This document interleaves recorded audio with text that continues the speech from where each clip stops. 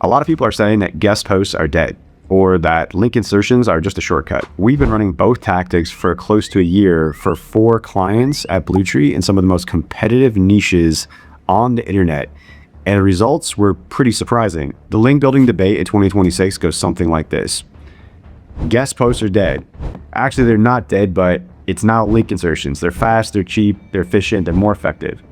Oh, wait, actually, guest posts aren't dead. It's just all about authority now. It seems no one can make up their mind. Everybody online has a hot take, and the reality is that no one actually has real data to back up their claims. Data.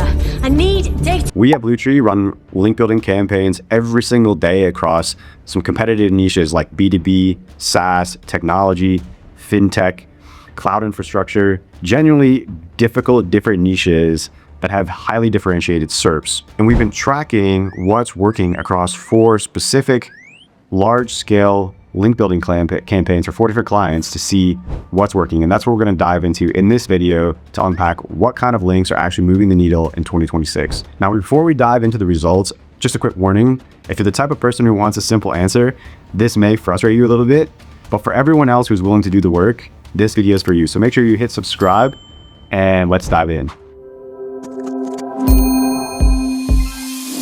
Before we look at the numbers, we need to kill the idea that rankings exist in a vacuum. You're not ranking a website in 2026. You're ranking a specific page for a specific keyword against specific competitors.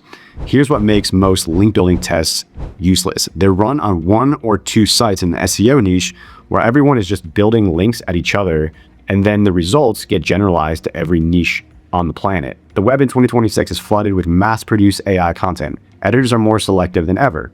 The bar for what moves the needle has gone up because the volume of noise has exploded. At the same time, link insertions into existing already indexed content have a quiet advantage. Older articles have survived algorithm updates and earned historical trust. A link sitting inside a 3-year-old article on an authoritative domain carries a different signal than a brand new guest post published last Tuesday. Neither is better, they just do different jobs. Insertions are more of a speed lever. They're fast authority from trusted, established pages, whereas guest posts are more of a brand lever. They're slower, but you control the narrative and build topical durability. We ran 4 real campaigns in 4 completely different niches, ranging from DR57 to 76 sites across 6 to 2 years for each campaign. So these are long campaigns. And everything was filtered through one lens. What did the SERP actually demand? Let's get into the data. Campaign 1, this is a document technology SaaS company. Developer-facing product, a well-defined competitive niche. The site was DR71 when we went in, and we've been working on this campaign since mid-2023. If I remember correctly, we went insertion heavy from day 1. The domain had authority already, but what it really needed was link velocity, fast signals into pages that Google trusted and was already visiting. So that was our strategy. When we started the campaign, it had about 6,600 organic visitors per month and just 95 keywords in the top 3, despite its domain ranking being 71. 14 months later, we had almost 22,000 visits per month, organic, and 271 keywords that were then ranking in the top 3 results. That's traffic up 221% in 14 months, and the top 3 keywords tripling. But here's what's most interesting is that after we stopped building links, the traffic did not just fall back from its peak, it actually stabilized. So it went up to about 22,000 and settled about 18 to 20,000, still about 3 times the level from when we started the campaign. And that's what a really well done link insertion campaign should do for you or your clients. It should reset the baseline if you're using links from trusted, authoritative, high traffic pages, of course. And by late 2025, after the campaign had concluded, months after, the keywords actually were doing something very interesting. The keywords that had been ranking in positions 20 through 50 had largely moved up into the top 3 positions. There was less sprawl along the long tail positions, more concentrated dominance, keyword dominance on the terms that actually drove revenue for the client. So this is a high authority domain in a well-defined niche, competitive but not insane SERPs, and insertions were the right call, and the data that we have shows it. We'll show some graphs here so you can see what what panned out for this particular client in Ahrefs. So that's the insertion ceiling. And most clients don't hit it because they don't have the domain foundations to justify the approach. And if you want someone to look at your domain and tell you which approach makes sense for your specific keywords, not just a generic answer, but an actual audit, hit the link in the description below. Our team at Bluetree has 10 years of experience in the trenches doing this at scale. We're running these exact campaigns for B2B and tech brands every single day. We'll look at your data and tell you exactly which lever to pull for your specific site. So contact us and get a free audit now. Moving on, we've seen the insertion ceiling, and the next campaign shows the opposite problem, a site with great content and zero authority to back it up. Let's take a look. Campaign 2, skills management SaaS company, B2B, HR adjacent, clear, topical content clusters. The site was a DR57 when we started in May 2025, and this was a mid-authority domain just kind of looking to find its SEO footing. So what do? We went guest post heavy, editorial guest posts, niche relevant placements, consistent cadence, and a heavy emphasis on topical authority signals. 6 months in, the traffic number is up 28%. Now that's fine, not headline grabbing on its own, but watch the keyword positions. 779 top 3 keywords at the start of the campaign. And now, just 6 months later, 1,238 top 3 keywords. That's an increase of almost 65% in just 6 months. So what does this tell us? Well, guest posts weren't moving the needle with traffic overnight, but they were systematically pushing keywords from page 2 into the money positions. Those are positions 1, 2, and 3, where the actual clicks live. The traffic follows the positions. It just takes a few more months to catch up. So anyone telling you that guest posts don't work in 2026 is looking at the wrong metric too early. Have some patience if you're running guest post campaigns. Before we hit the third campaign, don't forget to hit subscribe if you're finding this data useful. We're putting out real world campaign breakdowns like this every single week, so you can see what's actually moving the needle in SEO in 2026. Okay, so what happens when you already have the authority, but the SERP is a literal arms race, it's extremely competitive?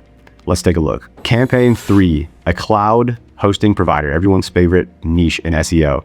This is a DR76 site, a long established domain, and you'd probably assume, based on what we've discussed so far, that link insertions are the play, right? Okay, all right, let's assume your hypothesis. Well, the search results for these keywords said otherwise. These were highly competitive web hosting terms. The top 10 results were full of DR70 plus or even 80 plus or 90 plus competitors. Everyone in this niche has authority. So raw authority signals weren't the gap. Topical relevance was. We needed placements that told Google that this domain belongs in the broader conversations about products, services in this vertical, in the web hosting vertical. So how do we get there? Well, guest post heavy campaign, we started October 2024. The traffic at the start was just under 16,000. Traffic grew steadily to a peak around 18,600. Now that looks and sounds modest, but the keyword position data is where the real result lives, as we mentioned before. The top 3 keywords were 485 at the campaign start, and they were 968 12 months later. That's a doubling of top 3 keywords. So top 4 to 10 keywords similarly grew from 1,800 to almost 2,800 in the same window, also a huge jump. So of course, this is the real result that doesn't fit into a great splashy screenshot or clickbaity SEO blog title. But the domain did get structurally stronger at the keyword level across 13 months in a very competitive niche. It's much harder to displace now from new competitors, whether they're other companies or affiliates, than when we started. That's durable, that's sticky keyword rankings. And also, most importantly, that compounds over time as the domain can pick up links naturally. And it happened because we read the SERP first. We read it carefully. We didn't subscribe to the typical link playbook that a lot of SEOs are saying, like, oh my goodness, the way the link building has changed to 2026 because of AI, you have to follow this playbook, this insertions, these kind of links. No, you really have to take a nuanced approach to reading the search results and coming up with the right playbook for each particular client. We also have a fourth campaign. I know I mentioned we'd go over 4. This is a crypto fintech site, and yes, crypto bros are still paying money for SEO links, thankfully. They haven't run out of money yet. And for this one, we're taking a mixed approach, and we're about 3 months into the campaign, so it's a bit too early to draw conclusions. But we will report back when we have the data is clean, so make sure you're subscribed to the channel to get those results when we have them. So what's the actual framework? Well, there are 3 variables you can lead with. Number 1, domain authority and maturity. The DR71 document tech client had authority. It needed velocity. That's why we went with Insertions. The DR57 skills management client was still building topical trust, so we went with guest posts. A similar DR range on paper, not exact, but close, but completely different strategic position. This is why maturity matters as much as the raw DR number. A site with maturity will be able to rank higher for a lot of those key positions. Number 2, what is the SERP actually asking for? In a high authority hosting niche, like the one we discussed, where all the competitors are DR70 or DR80 or more, use guest posts for topical relevance signals. In a niche where the competitors have mixed profiles and clear content gaps, go with Insertions to close the gap quickly. You have to look at the top 10, not just your own domain, before you make a decision on which tactic to implement. Number 3, what stage are you in and what's your budget? Early in a campaign or early in a domain's life, lead with guest posts to build that foundational topical authority. And once you have standing, use Insertions to accelerate that effort.